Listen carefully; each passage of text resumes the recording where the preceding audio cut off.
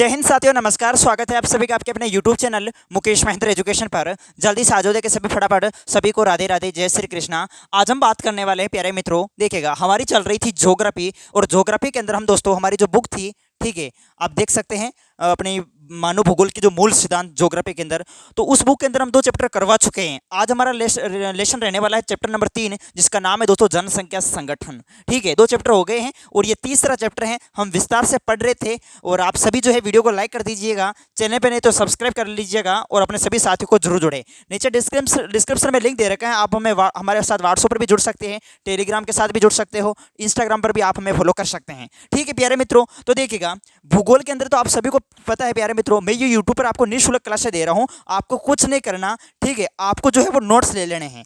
भूगोल के आपको नोट्स जो है कंप्लीट मिल जाएंगे। आप प्राइस है 60 रुपये। मेरे व्हाट्सअप नंबर ये है 8955661301। ये मेरे व्हाट्सअप नंबर हैं और नोट्स की जो प्राइस है वो 60 रुपये है भूगोल की। ठीक है, आपको सभी चैप्टर मिल जाएंगे। 2 बुक है भूगोल, मानव भूगोल के मूल सिद्धांत और भारत लोक और अर्थव्यवस्था, दोनों बुक यानी एक एक बुक 30 रुपये में मिल रही है आपको। तो कंप्लीट नोट्स आपको जो है वो कितने रुपए मिल रहे हैं? 60 रुपये में। आप किसी ऐप पर मत भटको, बस हमारे साथ हमारे जुड़े रहो। ठीक है, मैं यूट्यूब पर करवा रहा हूँ निःशुल्क तैयारी। आप नोट्सों को पढ़ो और जो मेरी क्लासें जो चल रही हैं, ठीक है, नोट्सों को अच्छे से पढ़ते रहो और क्लासों को देखते रहो। लाइव क्लासें भी मैं रेगुलर स्टार्ट कर दूंगा। अब इधर उधर भटकने से कोई मतलब नहीं है दोस्तों। ठीक है, पिछली बार भी देखना, जिन स्टूडेंट्स ने मेरे 60 रुपये के अंदर नोट्स खरीदे थे उनको देखना, उनकी परसेंटेज बनी है पूरे 100 में से 100 नंबर। ठीक है, यानी ज्योग्राफी में पूरे 100 में से 100 आए, पॉलिटिकल में 100 में से 100 आए। आपको विश्वास नहीं होता है तो आप देख सकते हैं शॉर्ट वीडियो के माध्यम से, बहुत से स्टूडेंट ने अपनी अपनी राय दी है। ठीक है, चलो तो दोस्तों स्टार्ट करते हैं। तो आज हम बात करने वाले चैप्टर नंबर हमारा 3 है, ये जनसंख्या संगठन। तो आप कह रहे हैं नोट्स कहाँ मिलेंगे? तो नोट्स आपको व्हाट्सएप पर मिलेंगे पीडीएफ के रूप में, चैप्टर वाइज व्हाट्सएप पर ही मिलेंगे पीडीएफ के रूप में। आप ई मित्रा पर जाके प्रिंट आउट निकलवा सकते हैं। ठीक है, चलो तो देखिएगा जनसंख्या संगठन, ये अपने चैप्टर का नाम है। तो जनसंख्या के बारे में हमने कल भी जाना था। संगठन, जनसंख्या संगठन मतलब देखिएगा परिभाषा भी पूछी जा सकती है इस चैप्टर में। जनसंख्या संगठन क्या है, जनसंख्या संगठन से आप क्या समझते हैं? तो देखिएगा जनसंख्या संगठन की परिभाषा आप लिख सकते हैं प्यारे मित्रों। क्या लिख सकते हैं कि एक देश की जनसंख्या का उसकी विशेषता हो, जैसे कि आयु, लिंग, व्यवसाय आदि के आधार पर वर्णन करना, क्या कहलाएगा? जनसंख्या संगठन कहलाएगा। क्या कहलाएगा प्यारे मित्रों? ये कहलाएगा जनसंख्या संगठन। ठीक है, जनसंख्या संगठन में क्या है दोस्तों? इस जनसंख्या संगठन में कोई भी आपके सामने देश है, उस देश में प्रमुख जैसे आयु, ठीक है, लिंग, व्यवसाय, ठीक है, साथ ही प्रमुख जैसे शिक्षा, स्वास्थ्य सेवाएं, इसके अलावा बात करते हैं साक्षरता, लिंगानुपात,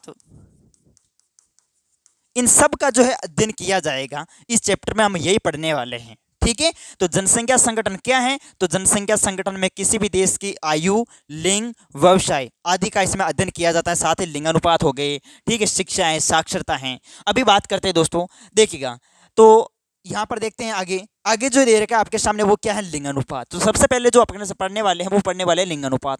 आखिर लिंगानुपात का मतलब क्या होता है? लिंगानुपात का मतलब होता है दोस्तों, जैसे परिभाषा में अगर लिखना चाहूँ तो परिभाषा आप लिख सकते हैं। अभी मैं समझाऊंगा आपको लिंगानुपात आखिर होता क्या है। तो परिभाषा लिख लो कि प्रति 1000 पुरुषों पर, प्रति 1000 पुरुषों पर स्त्रियों की संख्या यानी महिलाओं की संख्या को लिंगानुपात कहा जाता है, कहा जाता है। बस ये परिभाषा याद रखनी है कि प्रति 1000 पुरुषों पर स्त्रियों की संख्या को ही लिंगानुपात कहा जाता है। मतलब दोस्तों, यानी पुरुषों की संख्या और महिलाओं की संख्या में क्या अंतर है? क्या अंतर है? जो अंतर है वही लिंगानुपात है। समझ गए? प्रति 1000 पुरुषों पर स्त्रियों की संख्या को ही लिंगानुपात कहा जाता है। अब दोस्तों, जैसे प्रमुख भारत में गणना होती है, ठीक है, विदेशों में भी गणना होती है, आखिर लिंगानुपात को ज्ञात कैसे करें? तो लिंगानुपात के लिए एक फॉर्मूला जो है प्रमुख, जो आपको वैसे याद भी रखना है, एग्जाम में पूछा जा सकता है कि लिंगानुपात का सूत्र कह सकते हैं। इसकी गणना के लिए एक सूत्र है प्यारे मित्रों। क्या है वो? ये है कि देखिएगा महिलाओं की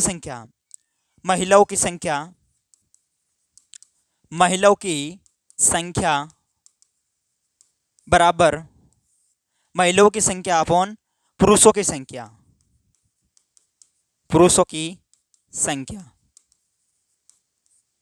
इंटू यहाँ पर आप कर देना 1000। ठीक है, ये आपके लिंग अनुपात का सूत्र है दोस्तों भारत में। ये आपका भारतीय गणना का सूत्र है कि महिलाओं की संख्या अपॉन पुरुषों की संख्या इक्वल टू 1000। ठीक है, याद रखना दोस्तों। तो देखो, अगर आपको पूछे कि जैसे ये तो अपने भारतीय गणना में हम इस तरीके से जो है वो लिंग अनुपात ज्ञात करते हैं, लेकिन विदेशों में जो है लिंग अनुपात ज्ञात किया जाता है, उसके लिए ये अलग फॉर्मूला है। उसमें क्या होता है, विदेशों में यदि ज्ञात करें, देखो विदेशों में यदि गणना होती है तो वो इसके लिए सूत्र क्या है, ऊपर आ जाएंगे पुरुषों की संख्या, नीचे आ जाएगी महिलाओं की संख्या इंटू 1000। ये विधि, लेकिन अपन को अपना ये याद रखना है। ठीक है, भारतीय गणना में देखो महिलाओं की संख्या बटा हुआ पुरुषों की संख्या इंटू 1000, ये आपको याद रखना है। चलो, ये लिंग अनुपात में परिभाषा आपको याद होगी, प्रति 1000 पुरुषों पर स्त्रियों की संख्या को लिंग अनुपात कहा जाता है, और लिंग अनुपात के लिए सूत्र ये याद रखना आप। ठीक है, चलो, ये मेन पॉइंट है जो याद रखें आप सभी, एग्जाम की दृष्टि से वेरी वेरी इंपॉर्टेंट है। चलो, इसमें देखते हैं आगे। जैसे प्रमुख आपके सामने महत्वपूर्ण बिंदु लिख रखे हैं, ऑब्जेक्टिव क्वेश्चन बनेगा इस चैप्टर से, वेरी वेरी इंपॉर्टेंट ये। देखो, महाद्वीपों में सर्वाधिक लिंग अनुपात, मतलब जहाँ लड़कियों की संख्या, लिंग अनुपात का सीधा सा मतलब आप समझो पुरुषों की तुलना में जो है वो लड़कियों की संख्या ज्यादा। हम कई बार पढ़ते हैं दोस्तों, एक तो अनुकूल लिंग अनुपात, एक प्रतिकूल लिंग अनुपात। अनुकूल मतलब जहाँ लड़कियों की संख्या ज्यादा हो, प्रतिकूल वहाँ कम होगी। ठीक है, तो यानी लिंग अनुपात, जैसे महाद्वीपों में सर्वाधिक लिंग अनुपात किसका है, सर्वाधिक लिंग अनुपात का मतलब लड़कियों की संख्या, महिलाओं की संख्या ज्यादा कहाँ है। तो महाद्वीप में सर्वाधिक लिंग अनुपात जो है वो किस महाद्वीप का है, ये पूछा है, तो आपको करना है यूरोप महाद्वीप। कौन सा महाद्वीप, यूरोप महाद्वीप। ध्यान रखें दोस्तों, यूरोप महाद्वीप, यूरोप महाद्वीप याद रखना, वेरी वेरी इंपॉर्टेंट है। एक एक पॉइंट पर हम चर्चा करने वाले हैं। देखो, महाद्वीपों में सर्वाधिक लिंग अनुपात आपके यूरोप महाद्वीप, और महाद्वीपों में न्यूनतम लिंग अनुपात मतलब कम लिंग अनुपात किस महाद्वीप का है, तो वो है एशिया महाद्वीप। अपना भारत भी किस महाद्वीप में आता है, एशिया महाद्वीप में। तो जो एशिया महाद्वीप है, एशिया महाद्वीप का लिंग अनुपात जो है वो न्यूनतम है। सर्वाधिक लिंग अनुपात यूरोप महाद्वीप का है। ठीक है, विश्व में सर्वाधिक लिंग अनुपात, अब बात हो रही है किसकी, विश्व की। किसकी बात हो रही है, विश्व की, कि विश्व में सर्वाधिक लिंग अनुपात जो है किस देश का है। अब यहाँ पर सर्वाधिक लिंग अनुपात देश का पूछा है। ठीक है, देश लगा देना यहाँ पर आगे। चलो देखो, किस देश का है, विश्व में सर्वाधिक लिंग अनुपात जो है वो देश में बात करें तो सर्वाधिक किसका है, लेटविया का है। किसका है, लेटविया। देखो, अलग पेन से लिखते हैं इसको, लेटविया। क्या ध्यान रखना है, लेटविया, या लातविया भी लिखा मिलता है, लेटविया, लातविया, लेटविया। ध्यान रखना, कितना है लिंग अनुपात, इसका लिंग अनुपात है 100 महिलाओं पर, 100 महिलाओं पर 85 पुरुष। ठीक है, 100 महिलाओं पर 85 पुरुष, ये हाँ, अच्छा, 100 महिलाओं पर 85 पुरुष है, ध्यान रखना, ये ध्यान रखें। तो विश्व में सर्वाधिक लिंग अनुपात देश में पूछे तो आपको लेटविया करना है। उसी प्रकार विश्व में न्यूनतम लिंग अनुपात किस देश का है, तो न्यूनतम लिंग अनुपात है आपके संयुक्त अरब अमीरात, संयुक्त अरब अमीरात। ये जो देश है इसका लिंग अनुपात कितना क्या है, तो इसका लिंग अनुपात है 100 महिलाओं पर, कितना, 100 महिलाओं पर 311 पुरुष। आप देख सकते हैं दोस्तों, 100 महिला इधर 311, मतलब 211 तो कुंवारे ही फरेंगे अब। ठीक है, 100 का तो विवाह हो जाएगा, 211 कुंवारे। तो यानी संयुक्त अरब अमीरात का लिंग अनुपात बिल्कुल निम्न है। ठीक है, सर्वाधिक लेटविया का है, न्यूनतम संयुक्त अरब अमीरात का है। उसी प्रकार से अब देखो, यहाँ पर देखो मैंने तुलना की है। इसी प्रकार से एक्स्ट्रा फैक्ट आपको कोई नहीं लिखवाएगा दोस्तों, मैं जो आपकी तैयारी करवा रहा हूँ दोस्तों। ठीक है, एक एक पॉइंट पर आपको ध्यान रखना है अच्छे से। ठीक है, और यहाँ से प्रश्न बनेगा ही दोस्तों। देखो, भारत में सर्वाधिक लिंग अनुपात जो है किस राज्य का है, यहाँ पर लगा दो राज्य, राज्य की बात हो रही है। ठीक है, कि भारत में सर्वाधिक लिंग अनुपात किस राज्य का है, तो भारत में यदि बात करें तो भारत में आपको ध्यान रखना दोस्तों, किसका है बताओ, भारत में है केरल का। कौन सा राज्य है, केरल। केरल का लिंग अनुपात जो है भारत में सर्वाधिक है, मतलब लड़कियों की संख्या वहां पर सर्वाधिक है। भारत में न्यूनतम लिंग अनुपात किस राज्य का है, तो न्यूनतम लिंग अनुपात है दोस्तों हरियाणा का। किस राज्य का है, हरियाणा का, ये ध्यान रखना दोस्तों। तो यहां पर देखो, मैंने सबसे पहले महाद्वीप के बारे में, महाद्वीप से तो यानी महाद्वीप के बारे में बताया, फिर विश्व में, फिर भारत में। तो आपको क्या याद रखना है कि महाद्वीपों में सर्वाधिक लिंग अनुपात यूरोप महाद्वीप का है, और महाद्वीपों में न्यूनतम लिंग अनुपात एशिया महाद्वीप का है, और फिर विश्व में सर्वाधिक लिंग अनुपात किस देश का है, तो विश्व में आपके क्या हो जाएगा, लेटविया का हो जाएगा, 100 महिलाओं पर 85 पुरुष। और आपके विश्व में न्यूनतम लिंग अनुपात की बात करें तो वो संयुक्त अरब अमीरात का हो जाएगा, और भारत में सर्वाधिक लिंगानुपात बात करें किस राज्य का, तो वो केरल राज्य हो जाएगा। और भारत में न्यूनतम लिंगानुपात आपके किस राज्य का है, तो आपको करना है दोस्तों। ये राज्य लगाने की जरूरत ही नहीं है, क्योंकि यहाँ पर लिख रखा है ऑलरेडी। क्या लिख रखा है, भारत आ गया, मतलब समझ गए राज्य है। तो भारत में न्यूनतम लिंगानुपात हो जाएगा आपके हरियाणा का।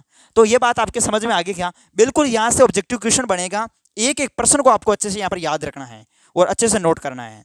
ठीक है, चलो अब देखते प्रमुख आगे। एक बार आप चाहो तो स्क्रीनशॉट भी ले सकते हो। हाँ, अब देखो आगे प्रश्न है आपके सामने, विश्व में जनसंख्या का औसत लिंगानुपात। ठीक है, विश्व में जनसंख्या का औसत, हाँ ये भी पूछा जाता है कई बार कि आखिर विश्व में जो जनसंख्या इसका औसत लिंगानुपात कितना है। तो इसका औसत जो लिंगानुपात है वो है ये है, देखिएगा, यानी आप यहां पर कर सकते हो 100 महिलाओं पर 102 पुरुष। ये विश्व के विश्व में जो है, विश्व का जो है औसत लिंगानुपात है। विश्व की जनसंख्या का औसत लिंगानुपात है 100 महिलाओं पर 102 पुरुष। इसके अलावा आखिर लिंगानुपात कम होने के कारण, मतलब लड़कियों की संख्या आखिर कम क्यों हो रही है। ठीक है, या फिर ऐसे भी पूछा जा सकता है घुमा फिरा के कि लिंगानुपात के प्रतिकूल कारण बताओ, प्रतिकूल लिंगानुपात। अब यहाँ पर एक शब्द आया आपके सामने प्रतिकूल, आखिर समझते हैं कि आखिर प्रतिकूल होता क्या है। देखिएगा, एक तो होता है आपके सामने अनुकूल, एक तो होता है अनुकूल, एक होता है प्रतिकूल। हम कई बार पढ़ते हैं कि बताओ, देखिए, अनुकूल लिंगानुपात, प्रतिकूल लिंगानुपात। प्रतिकूल लिंगानुपात का मतलब वहां पर एक तरीके से हम कह सकते हैं लड़कियों की संख्या एक तरीके से क्या है, कम है। ठीक है, अनुकूल का मतलब वहां लड़कियों की संख्या ज्यादा होगी। ठीक है, तो ये ध्यान रखना है, प्रतिकूल मतलब लड़कियों की संख्या कम है। जैसे बात करते हैं प्रतिकूल लिंगानुपात में, जैसे कम होने के पीछे रीजन ये है कन्या भ्रूण हत्या। ठीक है दोस्तों, कन्या भ्रूण हत्या ये लिंगानुपात के कम होने का प्रमुख कारण है। ठीक है, ये इंपॉर्टेंट है, पहला पॉइंट ये याद रखना। लड़कियों के साथ एक तरीके से क्या हो रहा है, भेदभाव हो रहा है। ठीक है, यानी उसके साथ जो है, अब जो बच्चा है, लड़का जो है और लड़की जो है, उनके बीच एक तरीके से भेदभाव, लड़कों को अच्छे से पढ़ाना, लड़कियों को नहीं पढ़ाना, तो ये भी इसमें एक तरीके से भेदभाव हो रहा है। महिलाओं के प्रति घरेलू हिंसा, कई बार तो क्या होता है, यानी प्रमुख दहेज को लेकर, या फिर उसके पति शराबी होते हैं तो वो हिंसा इस प्रकार से मार देते हैं, मारते पीटते हैं। तो ये महिलाओं के प्रति घरेलू हिंसा, या फिर महिलाओं का निम्न सामाजिक स्तर, यानी महिलाओं का जो है समाज में जो है बिल्कुल जो स्तर है वो बिल्कुल नीचे गिरा हुआ है। ठीक है, तो महिलाओं का निम्न सामाजिक आर्थिक स्तर, या स्त्री शिक्षा को महत्व ना देना। ठीक है, इस तरीके से ये प्रमुख जो कारण है, बड़े बड़े मोटे मोटे तौर पर ये आपको लिखना है। ठीक है, ये पांचों पॉइंट जो है आप इनको अच्छे से याद कर लेना कि लिंगानुपात कम होने के पीछे कारण क्या क्या है। तो आप ये लिख देना कि सबसे पहले कन्या भ्रूण हत्या, दूसरा है लड़कियों के साथ भेदभाव करना, तीसरा है महिलाओं के प्रति एक तरीके से घरेलू हिंसा, और चौथा है महिलाओं का निम्न सामाजिक स्तर और स्त्री शिक्षा को महत्व न देना। बस ये 5 पॉइंट आपको इसमें याद करने हैं। ठीक है, चलो अब देखते हैं प्रमुख आगे। हाँ, ये नोट कर लेना आप सभी अच्छे से इनको। वेरी वेरी इंपॉर्टेंट पॉइंट है ये। आगे है आपके सामने दोस्तों साक्षरता। आखिर साक्षरता का मतलब क्या होता है? साक्षरता कहते हैं कि वो साक्षर व्यक्ति है। साक्षरता मतलब पढ़ा लिखा व्यक्ति। साक्षरता का क्या मतलब है? साक्षरता का मतलब है पढ़ा लिखा व्यक्ति। आखिर इस हम परिभाषा किस प्रकार दे, तो देखो परिभाषा आपको लिखनी है प्यारे मित्रों। साक्षरता की परिभाषा क्या लिखनी है? परिभाषा इसकी परिभाषा आप इसमें ये लिख सकते हैं कि जैसे 7 वर्ष या उससे अधिक आयु का व्यक्ति जो किसी भी भाषा को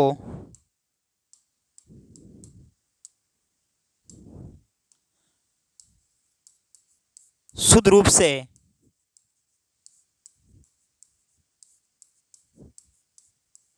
पढ़ लिख व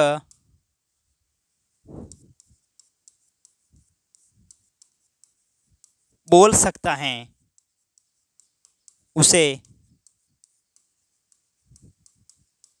जनगणना 2011 के अनुसार साक्षरता दर की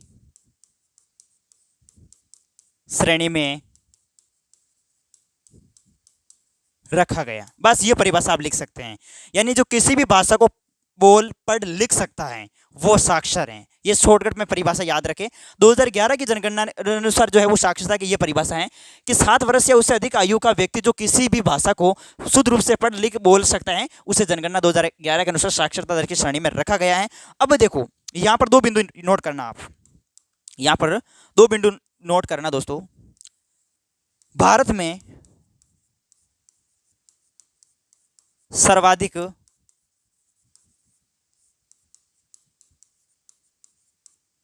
साक्षरता वाला राज्य, ये याद रखें, और भारत में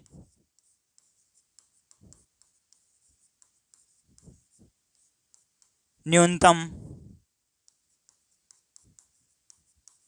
साक्षरता वाला राज्य।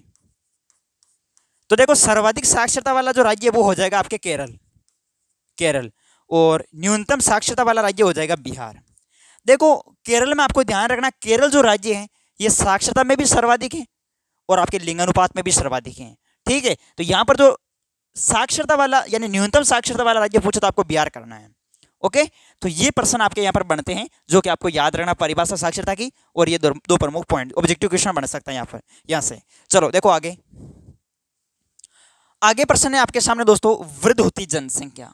वृद्ध होती जनसंख्या का मतलब एक तरीके से वृद्ध मतलब बूढ़ा व्यक्ति, बूढ़ा हो रही है, लगातार बूढ़ा हो रही है, वृद्ध होती जनसंख्या, बुजुर्ग। ठीक है, तो इसकी परिभाषा हम इसको ऐसे लिख सकते हैं कि एक ऐसी प्रक्रिया जिसमें बुजुर्ग मतलब वृद्ध, ठीक है, बुजुर्ग जनसंख्या का भाग अनुपात की दृष्टि से बड़ा हो जाता है। ठीक है, बुजुर्ग जनसंख्या का जो भाग है वो अनुपात की दृष्टि से बड़ा हो जाता है। जैसे उदाहरण के तौर पर मैं बात करूँ यूएसए, अब अमेरिका एक तरीके से विकसित देश है, अमेरिका विकसित देश है, यहाँ पर सभी प्रकार की शिक्षा स्वास्थ्य सेवा का स्तर जो है वो उच्च है। ठीक है, तो यहाँ पर जो जनसंख्या है जिनकी आयु देखो 60 वर्ष हो गई है, तो वो भी एक तरीके से जो है वो बुजुर्ग की श्रेणी में आ,